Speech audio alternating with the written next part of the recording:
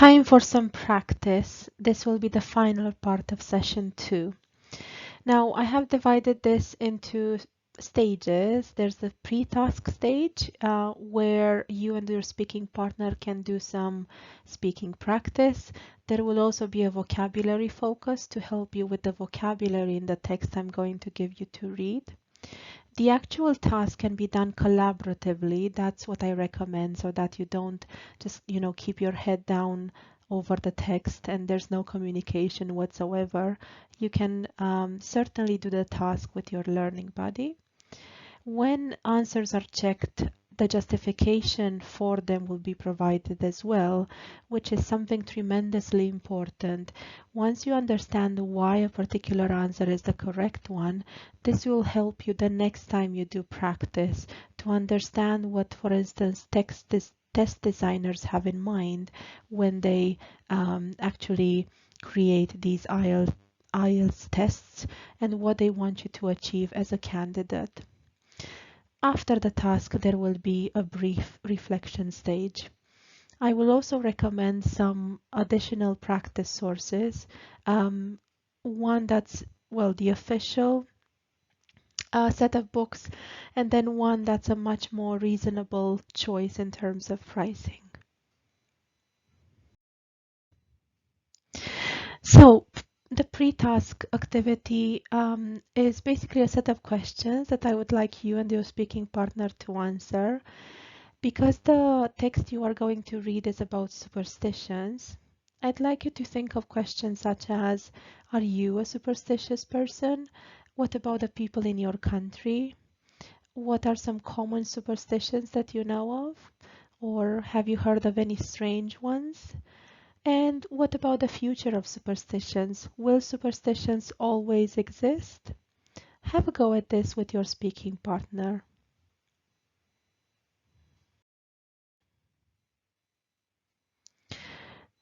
Now, the vocabulary focus that I promised you, the words that you see underlined are actually part of the text you're going to read. So make a note of their meaning in case you don't already know them. We have the verb to belittle as part of the phrase to belittle someone's beliefs, for instance, and this would mean to make them seem unimportant. The next word is also a verb, to dismiss an idea, meaning to reject it. To eschew a word means to avoid it, but of course, to eschew can be used in other situations as well. For instance, you can say that someone tries to excuse responsibility. To alter something means to change it. This is a neutral word.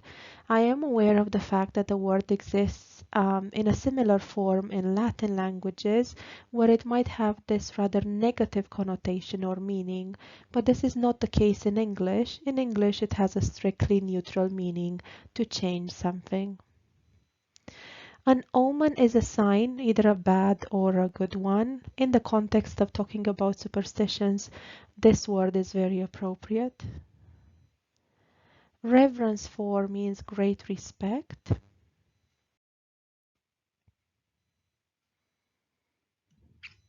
Then we have a phrase, to pay lip service to. This means to insincerely express support for an idea.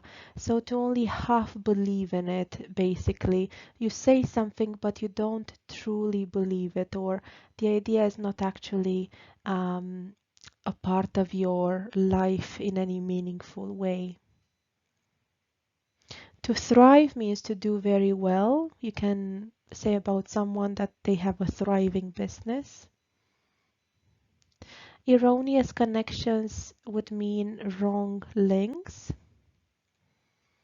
In the teeth of, this means despite.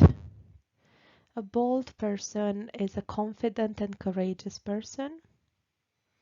And to make good copy means to make for interesting information that is usually published in a newspaper or a magazine. Usually sensational information will make good copy because people are interested in anything that stands out, that is rather shocking as opposed to commonplace.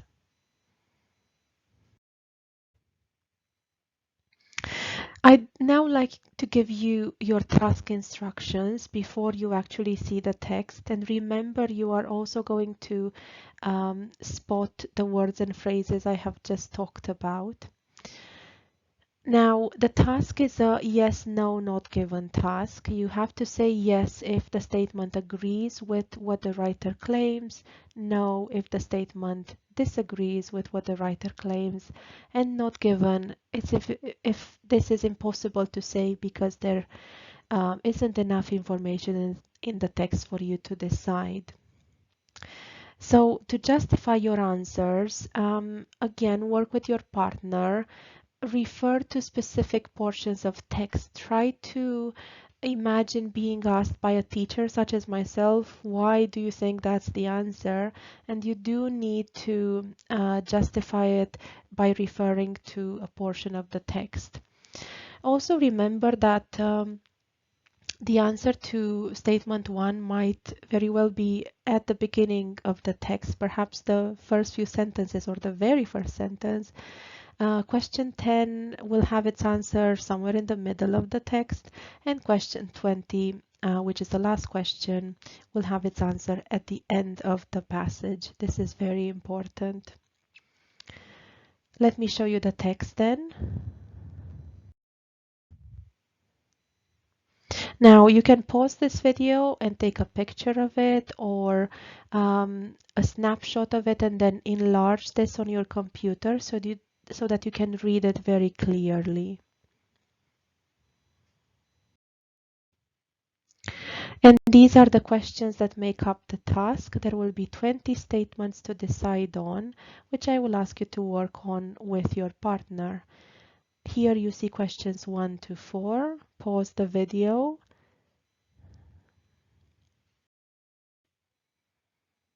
Questions 5 to 8.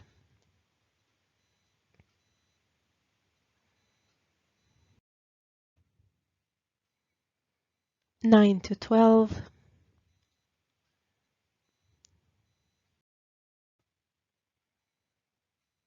13 to 16.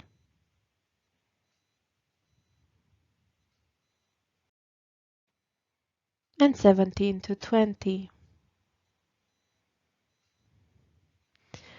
Take as long as you need to, and when you're ready, we will see the justification of the answers. Pause the video in the meantime.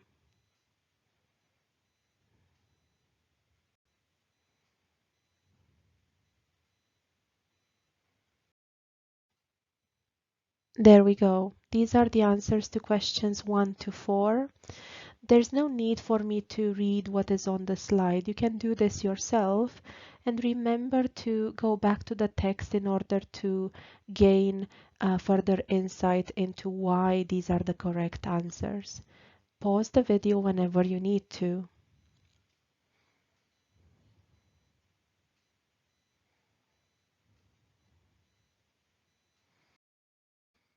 The answers to questions 5 to 8.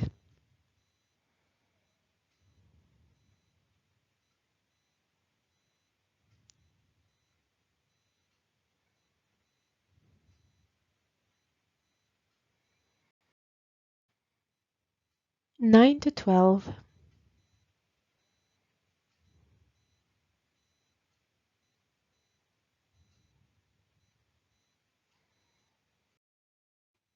13 to 16.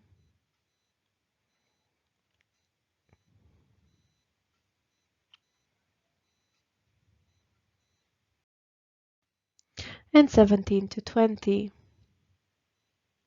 I really hope you got most of these right. If you didn't, this should be a nice learning experience, especially if it's the first time you're doing this.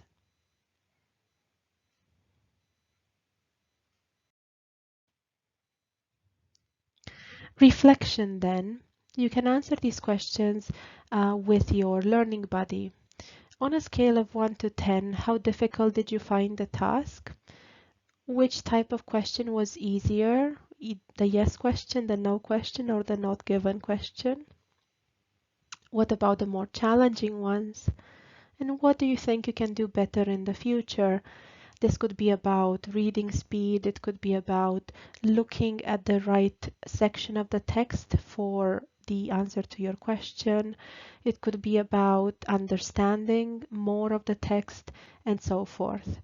Keep your aims reasonable. Do not try to improve everything at once because that's far too ambitious.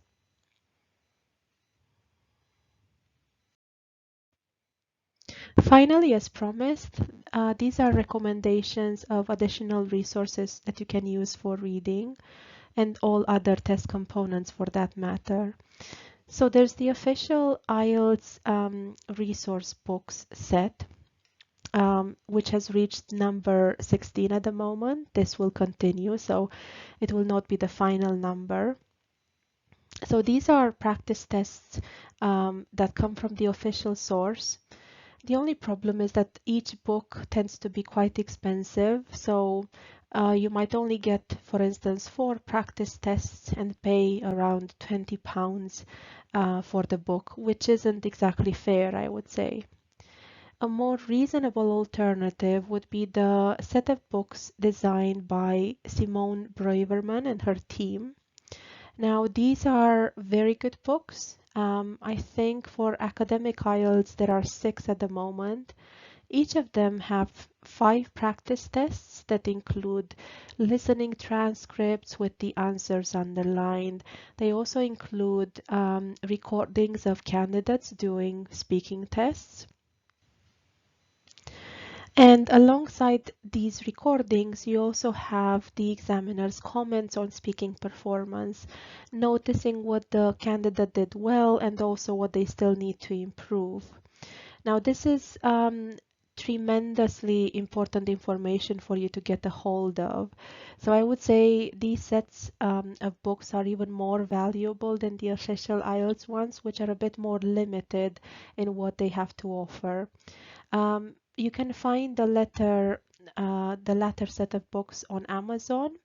I don't recommend that you buy new books. You can buy previously owned books for around £5 or £10, but that's a much better price than £20 or more for each of the official IELTS books.